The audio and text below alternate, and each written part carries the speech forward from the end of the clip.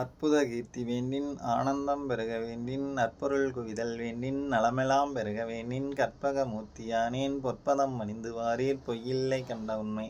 அனைவருக்கும் வணக்கம். இந்த பராப வருடம் தமிழ் புத்தாண்டு ரிஷபராசிக்கு எப்படி இருக்குங்கிறத பற்றி பார்க்கலாம். ரிஷபராசிக்கு இந்த தமிழ் புத்தாண்டு ஒரு யோகமான புத்தாண்டு, யோகமான வருஷம்னே சொல்லலாம்.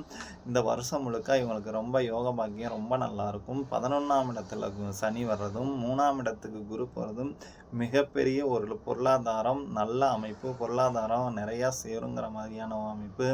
நகை சேரும், காசு பணம் சேரும், வீட்டுக்கு தேவையான பொருட்கள் எல்லாம் வாங்குவாங்க அப்படிங்கிற மாதிரியான மிகப்பெரிய ஒரு யோகமான அமைப்பு தான். காசு பணம் வந்துட்டாவே மரியாதை மற்ற போக்குவரத்து எல்லாமே நல்லபடியாக கிடச்சி போயிடும். அதனால் இவங்க பொருளாதாரத்தில் மேலோங்கி வர்றதுங்கிறது மிக ஒரு சிறப்பான ஆண்டு. ரிஷபராசிக்கு ஒரு ஜாக்பாட் மாதிரி இந்த வருஷம்.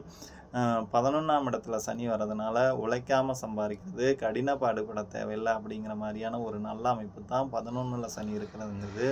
ரிஷப ராசிக்கு சனி ஒருவனே யோகாதிபதி, 9க்கு அதிபதி, 10க்கு அதிபதி. அவர் 11ஆம் பாவத்தில் வந்து உட்கார்றதுனால தொழில் ரொம்ப நல்லாயிருக்கும். சொந்த தொழில் செய்யலாம்.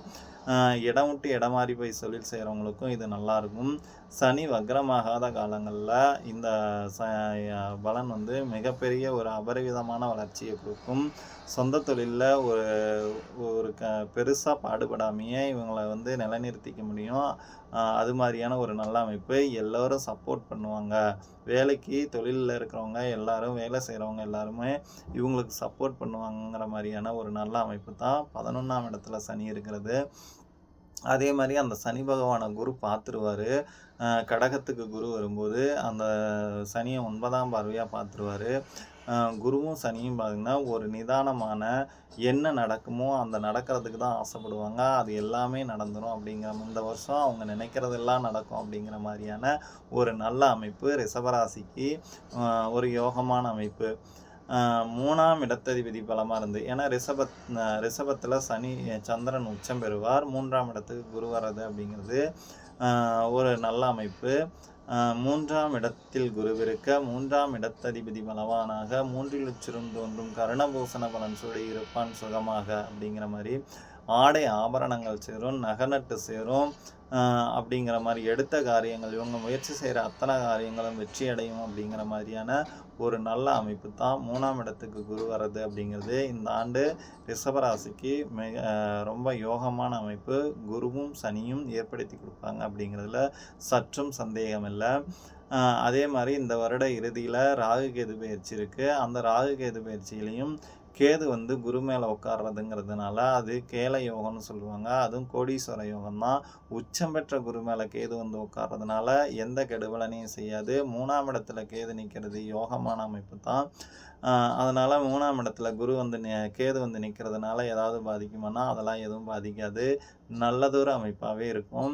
9ஆம் இடத்துக்கு ராகு வர்றதுனால இந்த ரிஷபராசியில் இருக்கிறவங்களோட தாய் தகப்பனாருக்குன்னா உடல் ஆரோக்கியத்துக்காக செலவு பண்ணுறது அப்படிங்கிற மாதிரியான அமைப்பு இருக்கும். அவங்களுடைய வருமானம் கொஞ்சம் குறையும் அப்படிங்கிற மாதிரி அது இந்த வருஷம் இறுதியில் தான் அப்படி இருக்கும். ஆனால் மற்றபடி இந்த வருஷம் ஃபுல்லாகவே நல்லாயிருக்கும் அப்படிங்கிற மாதிரி.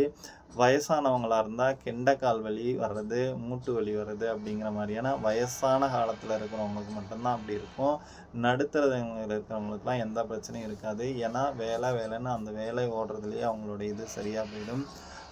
அதனால் வயசானவங்களாக இருந்தால் கெண்டைக்கால் வலி வர்றது, குதிங்கால் வலி வருது அப்படிங்கிற மாதிரி ரிஷபராசிக்கு இருக்கும். ரிஷபராசிக்கு இது ஒரு யோகமான அமைப்பு, நல்ல அமைப்பு. இந்த டைமில் சொந்த தொழில் பண்ணுறதுங்கிறது மிக உன்னதமான ஒரு நல்ல அமைப்பை ஏற்படுத்தி கொடுக்கும். தசாபுத்தி மட்டும் கொஞ்சோண்டு சப்போர்ட் பண்ணால் போதும். இந்த வருஷம் இவங்க சொந்த தொழில் ஆரம்பிக்கலாம். சொந்த தொழிலில் இருக்கிறவங்களை இன்னும் இன்வெஸ்ட்மெண்ட் பண்ணி சம்பாதிக்கலாம் அப்படிங்கிற மாதிரியான மிகப்பெரிய ஒரு யோகமான அமைப்பு தான் ரிஷபராசிக்கு ஏற்படுத்தி கொடுக்கும். ரிஷபராசியில் இருக்கிறவங்களுக்கு திருமணம் நடக்கும். குழந்தைங்க அப்படிங்கிற அமைப்பும் ரொம்ப நல்லாயிருக்கும். ஐவிஎஃப்ல இருக்கிறவங்கலாம் இந்த டைமில் வந்து சாதாரணமாகவே இவங்களுக்கு கன்சீவ் ஆகிடுவாங்க. குழந்தை பிறக்கணும் அப்படிங்கிற ட்ரீட்மெண்ட்லாம் தேவைப்படாது. குழந்தை இல்லாதவங்க கூட இந்த வருஷம் குழந்தை பெற்றுக்கிறதுக்கு ஒரு நல்ல அமைப்பாக இருக்கும் அப்படிங்கிற மாதிரியான ஒரு யோகமான காலம்தான் இந்த ரிஷபராசிக்கு.